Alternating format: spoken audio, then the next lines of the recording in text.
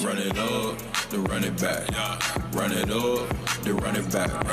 Run it up, run it back. Run it up, then run it back.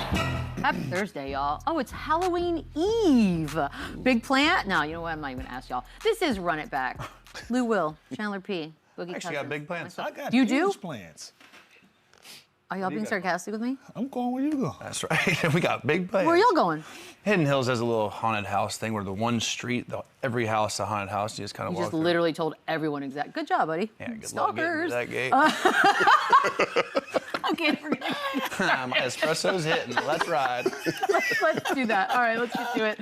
The big story of the night, the man, the myth, the legend, Austin Reaves. I mean, what can you say about this guy right now? He had 28 points, 16 assists, 2 steals, including the game winner. Jake LaRavia, we'll get to that. 27 points, 8 rebounds. No. Julius Randle with 33. Jaden McDaniels with 30. But Good game, y'all. Holla at y'all. Chandler, you came in hot. Oh my goodness, jumping way too high. You came in hot about Austin Reaves. Talk to me. You did have opinions once on this. Brace yourself. I did, and I said, because you know what? Last year, and we all kind of agreed, so I'm bringing you guys down with me. I don't know if that's I said 15, 5, and 5 is kind of who he is as a player. And by the way, I meant that with no disrespect. That is a great year. That gets you millions of dollars, averaging 15, 5, and 5. I was wrong. I was wrong. He is so much more than that. He is better than that. He can do it all on the floor offensively. I'd love to see him in this role with some guys banged up, guys out, him really flourishing this number one option. And he's a hooper. And I think just because of how his path to this point was with being, undrafted two-way player, college, transfer from Wichita State to Oklahoma, is not going to, measure off the charts at the combine. I don't think he got invited to the combine. So with all that going up, you kind of put a cap on these players like him.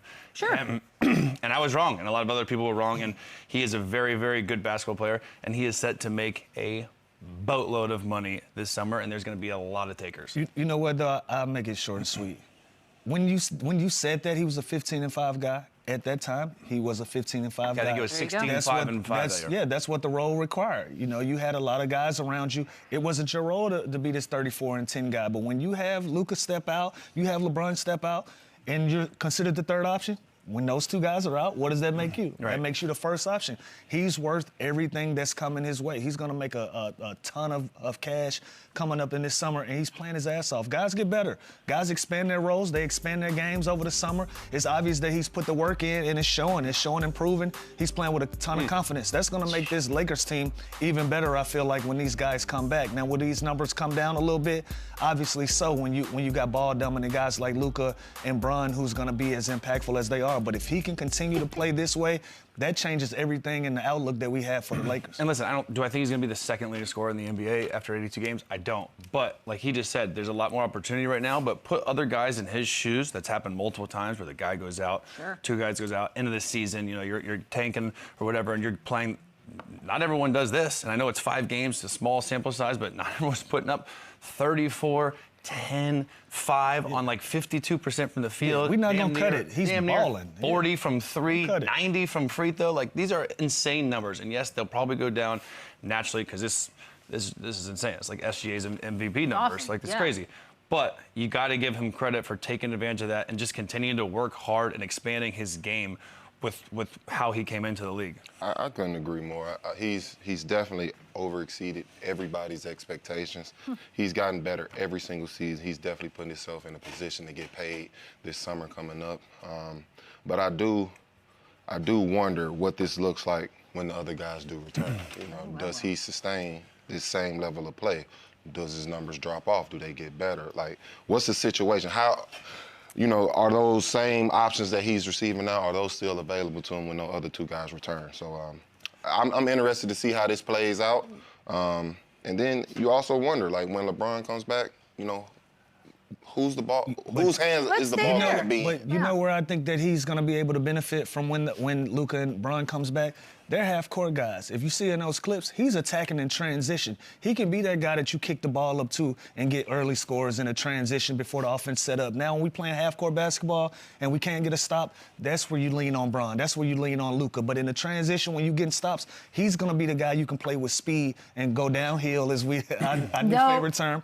He can be that guy that can go get 8 to 10 points in the transition, create opportunities at the free throw line as well, and he can sustain 22 to 25 points a game in that type of offense. And if I'm JJ Redick, I don't want anything to change. Look at this roster. It's Luka and Austin Reaves and LeBron, and then there's. Hold on, that was an interesting order. And I'm just do that saying. on purpose? I'm just saying, if I'm JJ Redick or if I'm LeBron James even coming back, I want him to keep this aggression. I want him to keep doing this. It's not like they're just dominating with playmakers and offensive guys outside. I mean, I was big on Gabe Vincent. He's been struggling, but and now he's out with injury. So I think even when this team is whole, and you can talk about the pecking order or whatever, this team, I think you still want this version of Austin Reaves.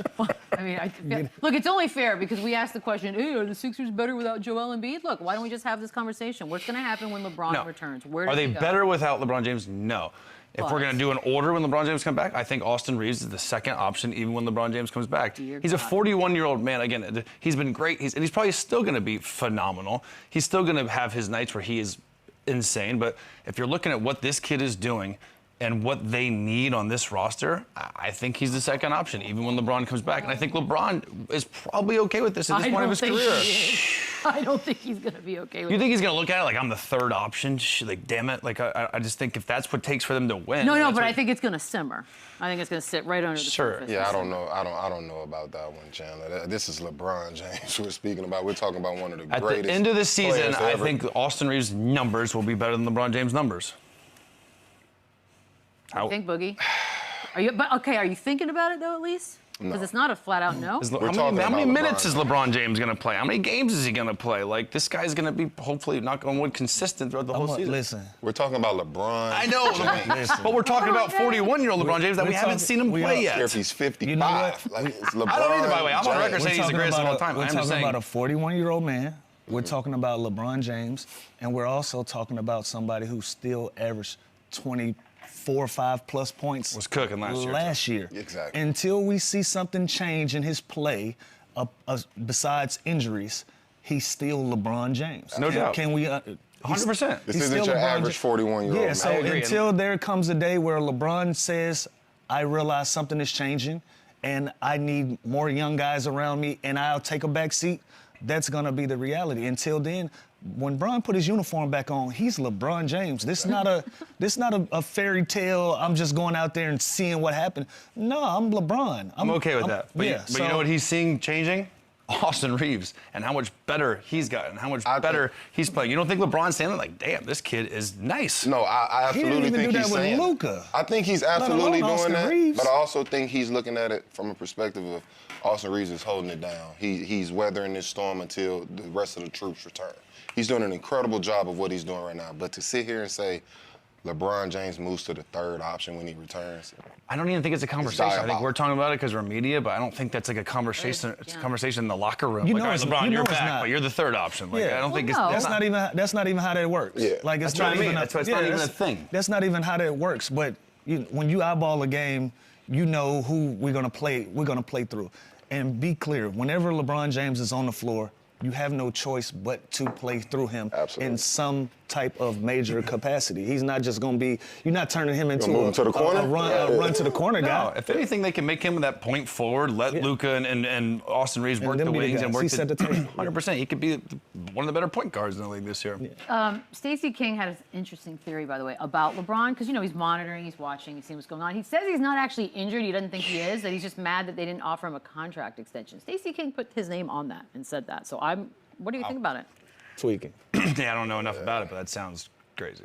It sounds crazy? I think that's jumping the gun a bit. I mean, this is a guy that's 41 years old. He's been in the league for 20+ years.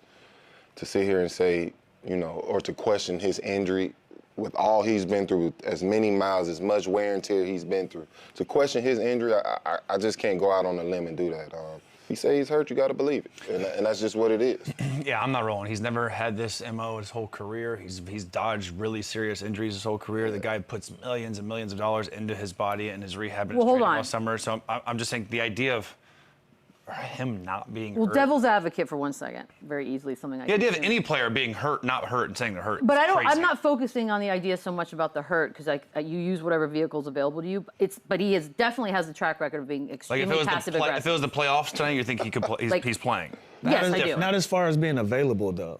But that's maybe the new, that's his new, what's available now to sort of play passive aggressive through. Again, yeah. No, I know you said you're playing devil's advocate. I'm just not rolling. Like from everything that I've known from competing against this dude for 17 plus years, I don't know him to have an MO of sitting out when he's healthy for contract reasons. Right. As far as I know, from a business standpoint, LeBron James has always been in the driver's seat with LeBron James Inc. and how his contracts go, how they're negotiated.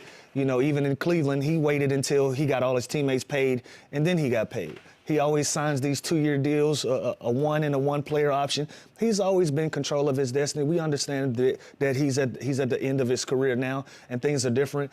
But again, I can't put the idea. I can't even think of the idea that if LeBron James is available, he's not going to play basketball, and especially if it's about money. Right. Yeah. I just don't like this era we're in. Like, I mean, this guy has carried this league for this many years, and you know, we're now getting to where we're seeing the light at the end of the tunnel to where his career could possibly be ending. And now it's a lot of negativity being put on his name, including this part. This is a guy that's been professional every year of his career. He's created the blueprint on how to carry yourself as an athlete as far as how to do it on the floor and off the floor. So now we're getting to this point to where we want to start questioning his professionalism. I think it's BS, and I don't think it's right. I'm not on this bandwagon with bashing. There's maybe some guys that have done this. It's not LeBron James. Yeah, that's just whack. That's whack. Just something that was said out loud. Stacey, send some hot sauce. Chill out, Stacey. Before that, Stacey. by the way, Stacey. Stacey, send us some sauce. It's nice to say. Austin Reaves. Let's just really quickly circle go back. No, because as a free agent, he's already been very vocal about loving being an LA Laker and doing all that. But what's he getting? Like realistically, what is he going to get next? Man, go get maxed out for the Kings. I don't know. Listen, I think his max is like 4 years, 250 Kings, million. let's sign him, man. You don't or you do? 4 years, 250 million. I don't think so. But this dude is going to get nuts now. 40, 45 million a year. And again, you look, the tape doesn't lie, and he deserves it. He has put himself in that situation. And last night, Kenny Smith did the whole Jeremy Lin thing we were talking about, and I get it because of the buzz and the market that they played in, and how it's kind of some people are surprised because what you see on the court doesn't really look like too flashy. You know what that means? Okay. But this guy averaged 26 and 5 last year. He averaged 16, 5 and 5 the year before. And his sophomore year in the NBA, he averaged 13 points a game. So it's not like this guy's coming out of nowhere. He's continued to get better and better. So the whole Jeremy Lin thing, I get it just because of the Lakers and Knicks and the hoopla of the. Sure. It's not the same. It's not even close to the same. This dude is he's going to be an all-star. We're talking, it's not. Unless Andy was nuts. He's an all-star this year too? If he's averaging close to this, 1,000%. How could he not be? He's second in the scoring, Boogie. I agree. He has to be. I just asked the question. Oh wow, it does sound. By the way, also we're talking about the third options, and someone said last year are you buying that? He'll never be a third option on a championship team. This isn't a championship team, so I don't think that argument. But outside of Chet, now obviously it's 5 games. Is there a better third option than him? Not at the moment. Like there's not right now. There can't be. Will we consider the rookie VJ in Philly? Is he the third option right now? It feels like he's. Once the big fella's off minute restrictions, I absolutely think he is. Listen, and we didn't shine a light on him, and he has nothing to do with this segment. But Joel Embiid had 25 points in 23 minutes, though. Yes, Yeah. So, also, it's a silly question because he's a two. So maybe he's the two option anyway, so he can't even do Who this. is? Austin Reaves. Silly argument. Mood point. Can we look at the buzzer beater? the people go. Moving along. It's provocative. Let's break down the buzzer beater for 1 second because it's a lot of praise for Austin Reaves, and rightfully so this morning. I'm also wondering from a technical standpoint, how much is him and how much is Rudy Gobert, perhaps maybe? Yeah. Can I ask you a question? Like, look, why the hell wouldn't they just blitz him right here and make someone else beat you? And he's clearly. Well, short clock, you got to switch anyways. Or just trap him. Make it past the 8 and make Ayton win the game. Yeah, short clock. I don't know. This is obviously a defensive flub right there, and they could have played it a bunch of different ways. But give Austin Reaves credit. You know, I'm a scorer. You give me an angle, I'm gonna find it, and I'm gonna create something, and I'm gonna make you pay for it. So yeah, did they make a mistake? Did Rudy jump right there? Absolutely. Yeah. He gave him an angle, but give DiVincenzo credit. He stepped up. I'm gonna make another play. I'm not gonna run into you. I'm gonna go on balance. I'm gonna go off balance, matter of fact, and I'm gonna fade. He made a hell of a play.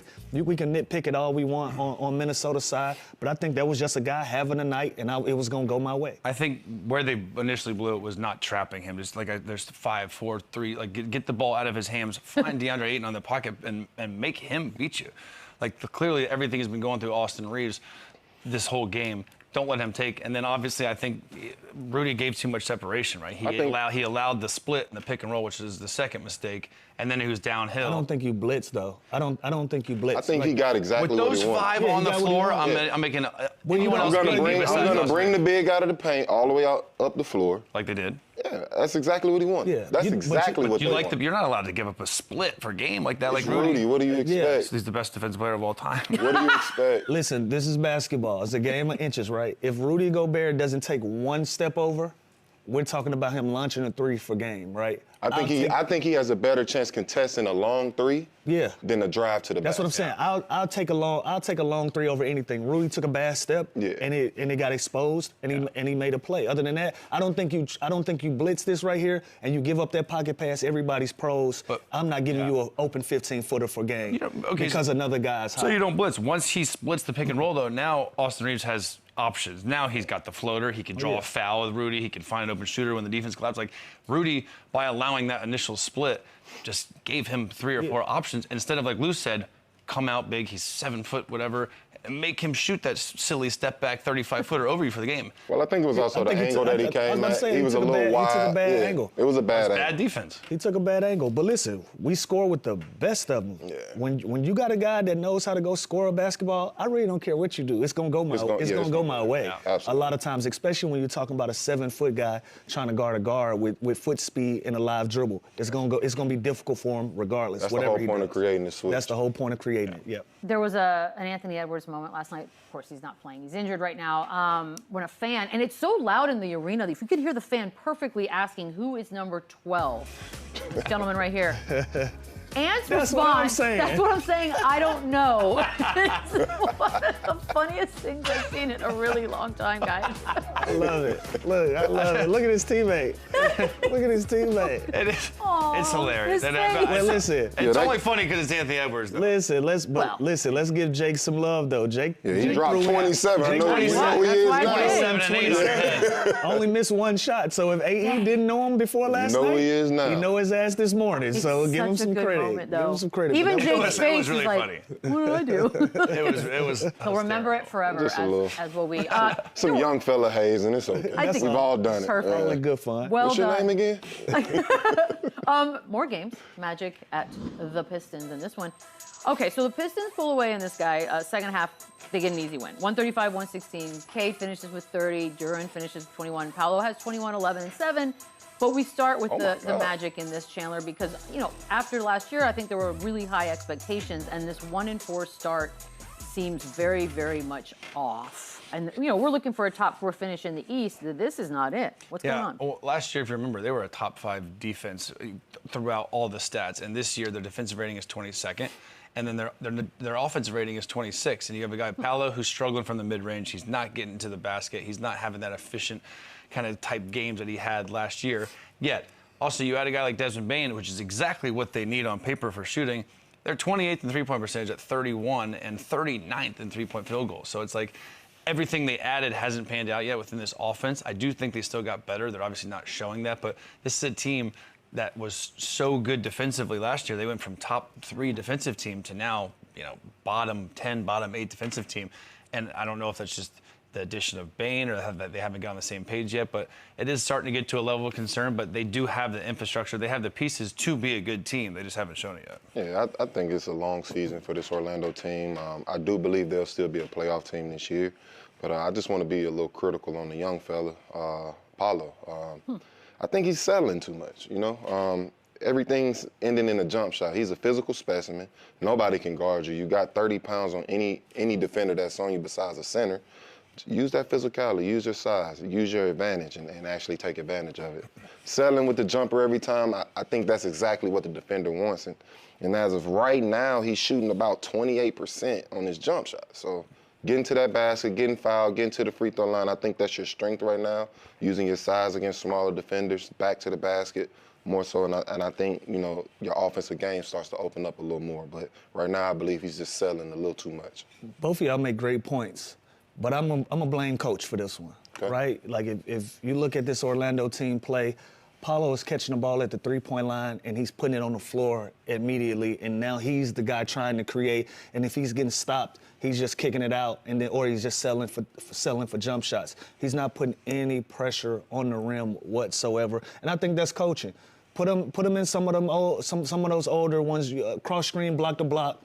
Give him the ball. That Paul Pierce cut would be great for him. Give him a Paul Pierce cut where he can catch the ball with a live dribble 15, 20 feet from the basket instead of facing up, playing from the three-point line and trying to create opportunities from there. That type, like you said, he's a physical specimen. He's one of the more physical young guys that's playing the game. You got to put him in a position to be successful using his size, opposed to putting the ball on the ground and being a face-up guy at that size. And he can do that as well. That's what makes him such a special talent. Yeah. But you don't want to just settle on that every single possession. Yeah. And like I said, I believe teams are playing him like that specifically. If we know, of course they know. He got to adjust. They're going over the scout every day. We know he's struggling with his jump shot. So we're going to keep making him shoot jumpers and making him settle. So I think he does need to get a little closer to the basket and use that physicality. And that'll open up the three-point line. And the rest of his game is going to open up. They have to adjust. 6'10", 260. He's got to take advantage of his strength. But again, when you're shooting 15% from the three-point line, you're going to get guarded differently. Guys are going to start going under. So I think, like you said, you can make adjustments with like a rescreen, let him get in the paint, let him do a little off-the-block post-ups, play a little two-man game with him, let him do what he does best. But then once the shots do start falling, you're going to find a way, ain't you? Once the shots start falling, then obviously it's going to just expand the rest of his game. Is this temporary? I mean, right, because obviously we look at him as a growing superstar. He's going to be a superstar. Is this shooting situation temporary? Is this something that's going to keep him back a little bit? It's temporary. It's temporary. I mean, like I said, this is obviously a talent. He was the #1 pick. We saw what he did at Duke. We saw what he's done since he's been in the league. Like, obviously, everybody goes through offensive struggles. This is normal. But he has to find a way to play through those struggles and also use his strengths in the midst of it. So, like I said, I'm not a fan of just settling with the jump shot. And it's never been his best part of his game. Watch Giannis film. It's not the same as him. He could play similar styles as him. Absolutely, he could. And he's never been an efficient sniper from like the perimeter. So I think he could take a lot from his game, just kind of as a guy that's a big, rugged dude that is not an elite jump shooter. Jalen Duren's second 20-point, 10-rebound game in the last 3. He did not get the rookie scale contract extension in the offseason. Boogie, is he the #2 guy there? Can he be? Jalen Duren? Yep. #2 as in the offensive option? I mean, as far as I think he's a vital part of this team. I think he's a foundational piece of this team. But obviously the show runs through Cade. Finding that second option for Detroit, I think they're still, in search of that. This is still a young, up-and-coming team. They have the talent. I think they're a playoff team. But to say Jalen Duren is the second option, I can't agree with that. But I do feel he's a foundational piece for this Orlando team. And he's doing his job every night. He's tough. He's physical in the paint. His presence is shown every possession. That combination of him and Isaiah Stewart, it's like the Bash brothers. Like, Love it. You know what I mean? So. I just can't label him the second option offensively. Okay. Your spot, and you can't. Right? He's not that scorer. He's not that Embiid type. He's not that Jokic type where you're going to play through him offensively ever. He's going to get on the glass. He's going to be a lob threat. He's going to do things like that, which is pivotal to this team and the future of this team. But a 2 option has got to be more of an elite dynamic scorer to go alongside Cade Cunningham. You start talking about big threes, and you can throw him in there as but like he's a critical piece, but he's never going to be that offensive kind of #2 guy. It's like trying to say Ben Wallace is the second option. That's exactly. Okay. You know what I mean? So. It's a team. It's a team effort. A trio would work for him. We're going to take a quick break. On the other side, which team right now is under the most pressure for the season? When we come back. Run it up, then run it back, run it up, run it back, run it back. Let's start, man. Shall we? Come on. We got a whole segment on who's hot. Woohoo! Just kidding. Let's start, Chandler. You're going to be first in this, so pay attention to the words I'm about to say. LeBron said that the Cavs are under the most pressure of any team entering the season. Do you agree? I do somewhat agree, just because based on their ridiculously good start last year and the 15-0 or whatever it was, and the laying the egg in the playoffs and basically returning your entire team. You switch your coach. You get Atkinson gets Coach of the Year. You have this budding star in Evan Mobley, this current star in Donovan Mitchell. You have depth. You have shooting. So this team was basically the best team in the Eastern Conference all year long last year and didn't come out of the Eastern Conference. So with that, and you bring back the same exact unit, there is some pressure with that. Now, again, the East is nowhere near as competitive as the West, and there's a lot of teams in the West I think are better than the Cavs, especially right now. But I do feel like there is a sense of urgency and pressure with this group. How many times are we going to ride this group till we get a chip? And it wasn't last year. I disagree. And the only reason I disagree is because as great as the Cleveland Cavaliers played last year, they never had an expectation level.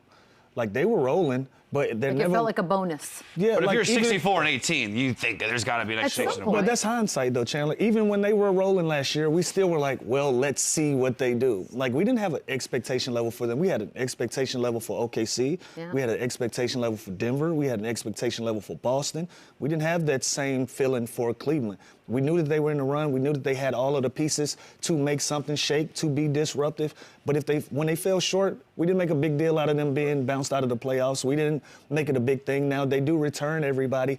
That is pressure, but I don't think that's the most pressure out of everybody. If for me, I feel like OKC is kind of getting away with murder a little bit from the expectation level because they're exceeding expectations still. Right. They're still playing at a high clip. They still win 2 big double overtime games, so that alleviates everything. But if they would have came out and smoked a couple of those games or 1 or 2 of those, we're having a different conversation about OKC. I think that's more pressure than it is for Cleveland. So that's my opinion. I feel like in the East, the Knicks are under more pressure Well, than Cleveland. I would agree with that, Think too. about the Eastern Conference, too. Like, everyone, the big bad Celtics. Sure. They're kind of out. Yep.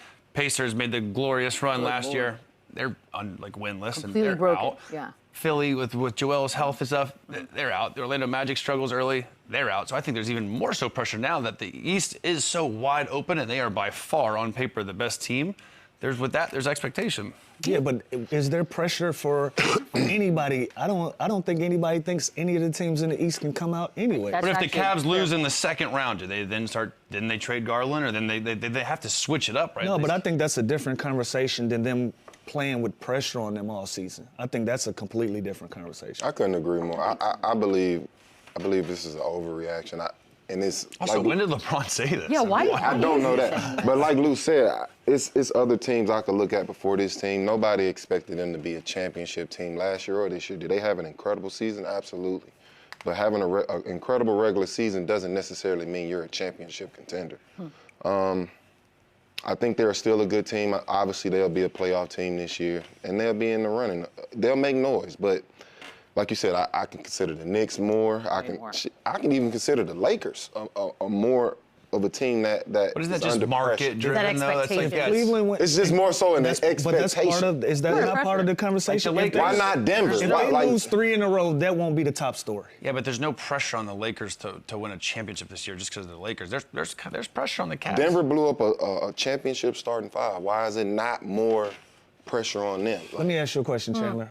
Let's be. I just think I'm because they're glad you going to just run said away that. with the East, so it's like if you're going to dominate like you did last year, Who's gonna run with the 24 and 18. I'm saying like what you did last year. They didn't lose a game till I forgot the run they were on. They won But that 15 in a wasn't- row. but Rattled that's it off. insane. That's not pressure. You know what's pressure? When the Boston Celtics championship team came back and was they were winning 20 and 20, Yeah, that's pressure. This team is like, oh, okay, they're still on a run. The expectation is completely different. Like I said, if the Cleveland Cavaliers lose 3 in a row and a Los Angeles Lakers lose 3 in a row, which one is going to be the top story? That's Well, fair. also the reason that there's now I'm playing devil's advocate against myself. market. The reason that That's there's but that's not part of it. pressure against the Market's part Cavs of it. is Yeah. because we think that the champ's coming out of the West, right? Oh, inherent. I think That's what I just fundamentally. said. That's what I'm saying. Even So, if it's like, subconscious. There's pressure Yeah. because they're so good and what they did last year, losing, in the semis, like. But do we think the Cavs are going to win the championship this year? No. Is there a mental cloud or like a subconscious thing maybe that exists when you think about what their record was last year and the rattling off of 15 in a row and how it ultimately led to nowhere? That now do you think as a team they look at the regular season schedule as like I think there's pressure to keep this unit together, not to win a the championship. whole unit? The pressure comes from the fans Okay. and outside noise. We're basketball people. So, yes, we're looking at them from a 64-18 standpoint, like y'all better eclipse this or do something as a basketball insider. On the outside, there's no pressure coming from fans or media for the Cleveland Cavaliers to be just as good. It's Knicks have to go to the other finals. teams. I think And that's it can- And it's the Thunder, for like we started off with. Like they're the best team, right? Always. Like the Celtics, after they're the best team. So there has to be pressure on OKC too. And again, but if they lose, But you're playing a little bit with. Yeah, like if the OKC loses, they're still in great. Double overtime games. If they lose those 2 games, we're having this is the conversation we're having. Crazy. That's pressure. But also, if the Thunder lose this year in the semis of the West, they're just going to run it back next year. Like, Cool idea. Like, Boogie, you all right, buddy? Yeah, I'm having difficulties over here. Moving on to Kevin Durant. He does not think that playing on super teams should negatively impact his legacy. Boogie, you're first. I agree. What are these faces? I right agree. here? What is happening right now? I agree, and the reason I agree, nobody else gets in the history of this game that's played on super teams. You got the Larry Birds, you got the Magic Johnsons, guys of that nature, who also played the Dwayne Wades, the LeBron James. They've all had success playing on, super teams, and nobody gets an asterisk by their name. So I totally agree with Kevin Durant. I don't know what it is. We're in this era where, the best of the best and the greatest of the greatest, they don't get their full credit anymore. And I don't know if it's the era, I don't know if it's social media, but, greatness just isn't appreciated the same way that it was back in the day. So I agree with Kevin Durant. Totally. Does anyone think it should be negative? The idea of joining a team that had just beaten you, I think that was like the whole beef with it. But then you crushed on it would that also be team. one thing. He also went there and was the best player on the team. So it's like he made the super team. Like they were really good before, but he made that team even better. Like he was the Finals MVP. That's what I'm saying. Like that's what makes it. That was you. Like cool. you guys good? A second. Anything important? We need to Talking take a shit? break or? Oh my lord! I'm sorry. My bad. Is it Amber Alert? It is my son, though. Aww. And my ringer's supposed to be off. I don't know how I got on. This is Anyway. adorable. My point is, does it look great optically? No, but he was also the best player on that team, so it's like, who cares? But how are we mad at him when they called him? Yeah, I'm not mad at him. I'm just saying, like, I think some like, people that's really just the are. point just that I saying don't the understand. They reached out to him. optics-wise, They people think recruited it's him. so soft to go join the team that had just beaten you and that already won a championship without you.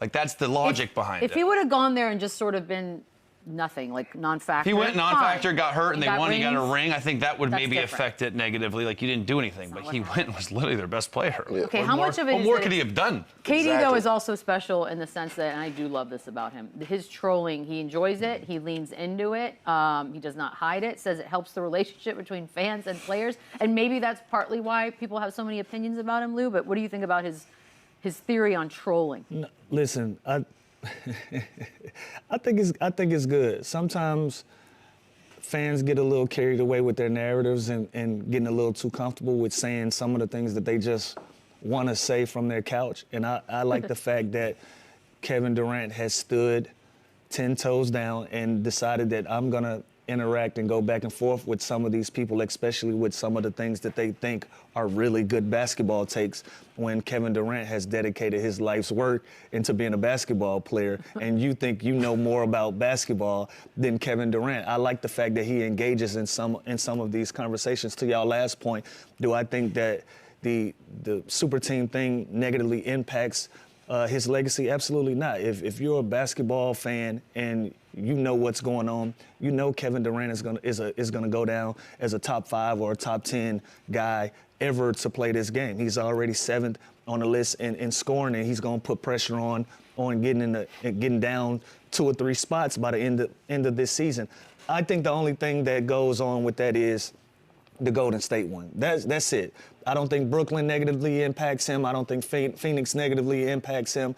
I think the Golden State one is the one because it did come with championships. And because of that, he knew what kind of criticism was going to come with him going to a team that just bounced you out of the playoffs. But to Chandler's point and to the world's point, he still was the best player on that team at that time, and those rings were earned. It wasn't given. He had a lot of talent, but it was a lot of teams that had talent too.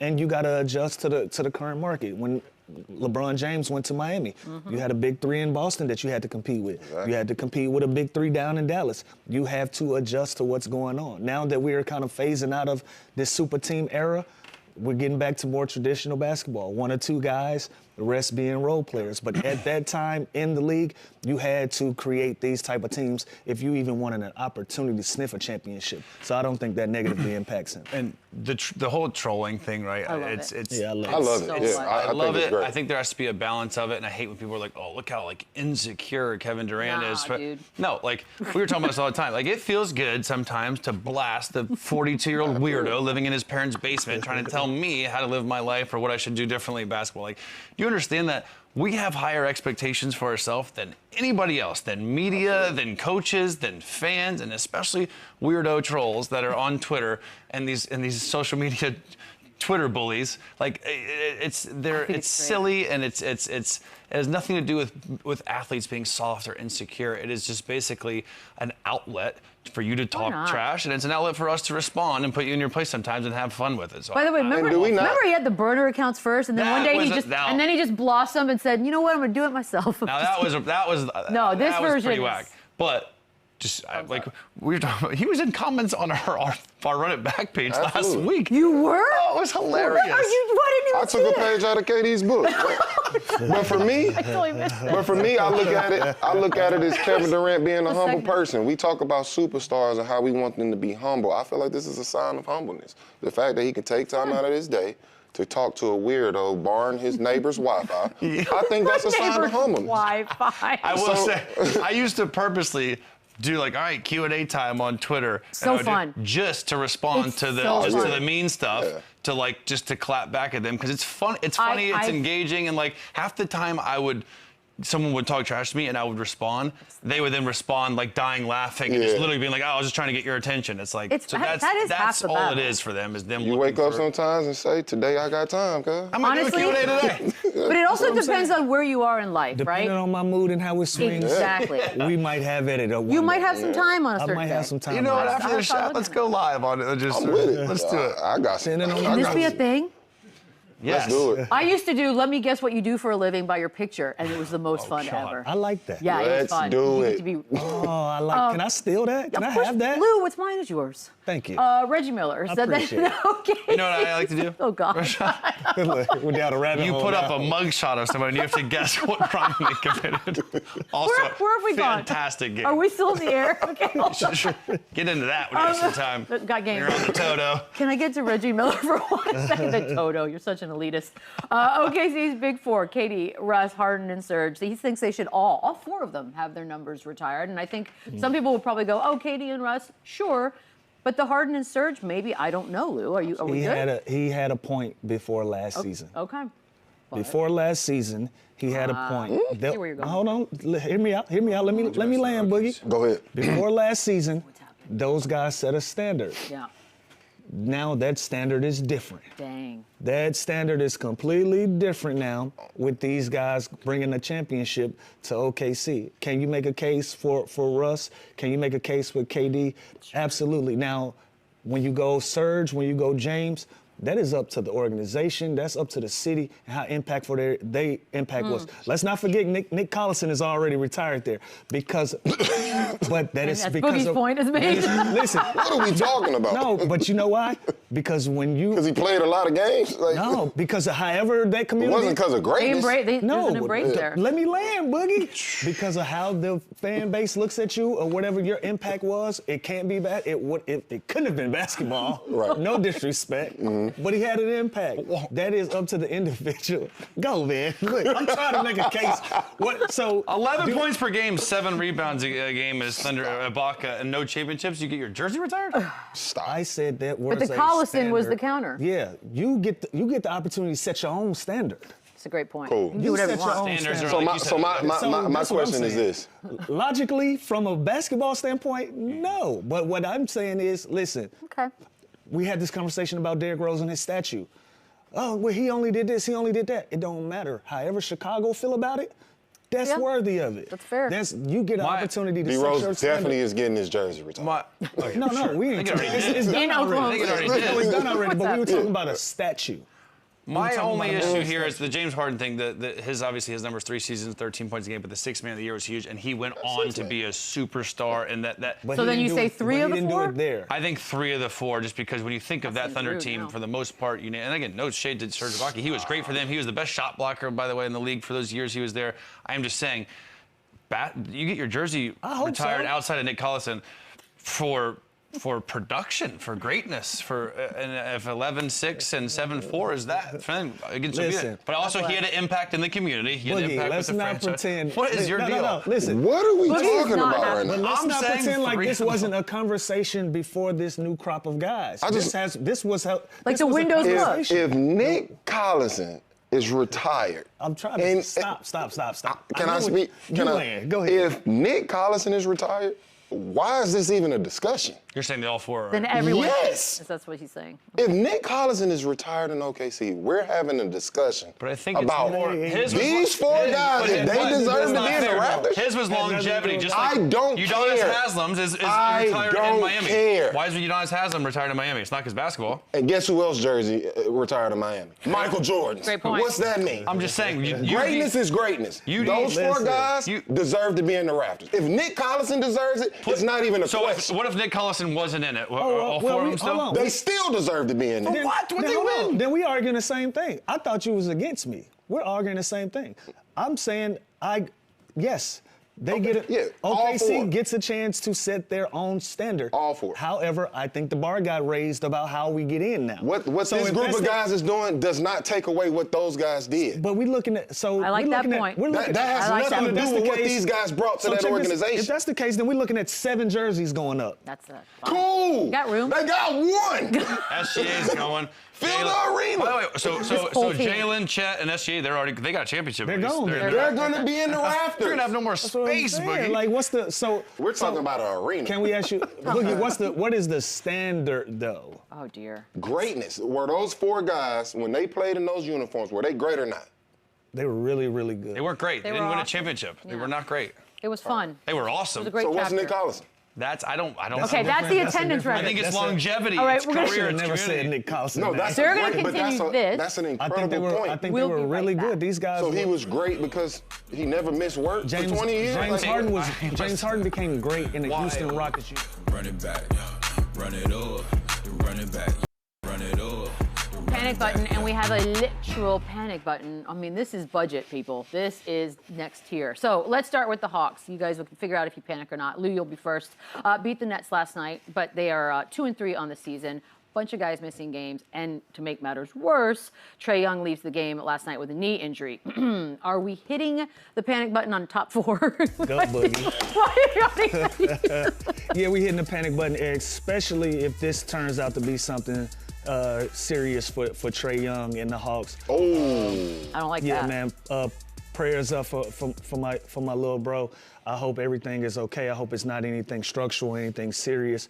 But if he's out with something that's gonna linger for a while, absolutely hit the panic button. Yeah, but I agree. Prayers up for Trae. I hope everything work out with his MRI today. Yeah, first off, hope he's okay. I mean, this is a team I think we had high expectations too, and a team and a conference that was a little light. I thought that people thought the Hawks were going to come out hot, come out swinging, and they've had a lot of injuries. And now this, with Trae Young, him being out, is just a disaster for them, and that doesn't look good. So I am All right, the button's been panicked. hitting it, yeah. but there's light at the end of the tunnel because it's early, and the East isn't very strong. Well, I've been an advocate of Trae Young for some years now. I just want him out of Atlanta. I know that's home team for you, Lou, but I've seen this story before. I've been a part of it before. It's just not a situation to where they're putting him in a position to be great.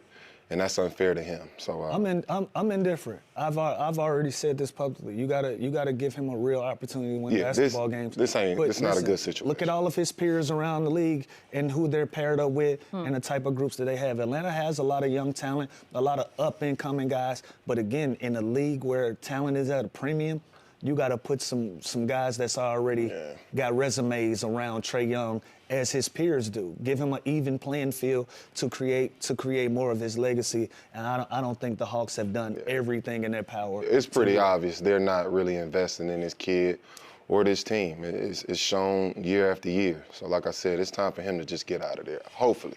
Okay, the button's sitting there because we're going to do a little Pacers talk here. They haven't won a game yet, but they're also dealing with a lot. Obviously, you don't have Tyrese. Now you lose Mathurin. You have no McConnell. You have no Nembhard. You have no Toppin. So it's just a very broken team. We might play for them. I know. Okay, there you go. I mean, how do you not? It's not last year. You're not panicking. They're 0 panicking. Wait, how are you not They're panicking? 0-4. They lost their best player in the playoffs. That's why you hit it. Hit it again. They're 0-4. I thought we all knew they were going to have a bad year this season. What are you talking about? Oh, so you're coming at it from nothing was going to happen. I didn't anyway. expect them to be great this year. Okay, They lost their best player.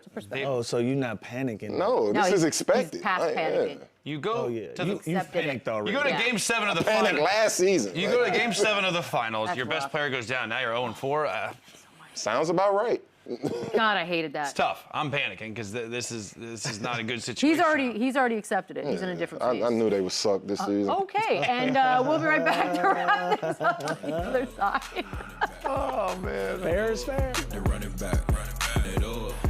Panic buttons for you. We'll do Pelicans. They also have not won a game yet this season. The only team in the West to have not won one at this point. Hitting panic button on the entire franchise. I just want. Will you hit it again for me? Hit it one more time. This feels very panicky. Yeah, go on. This one's rough. Well, I'm panicking because my two best I like players. this button thing. Great. I'm concerned because obviously just the normal natural concerns of Zion and his health and everything. Sure. We've invested a lot of money into Jordan Poole, and it's just a collection of players that don't work, and they're not going to win with this roster. They're not going to win in this conference, and it's just like it feels like it's on repeat ever since that initial great start like 2 years ago. It's just been all downhill since then. They've been plagued with injuries, but they're just not a good team. Shout out to Joe D. He's one of my favorite people. Willie Green, he's one of my favorite people.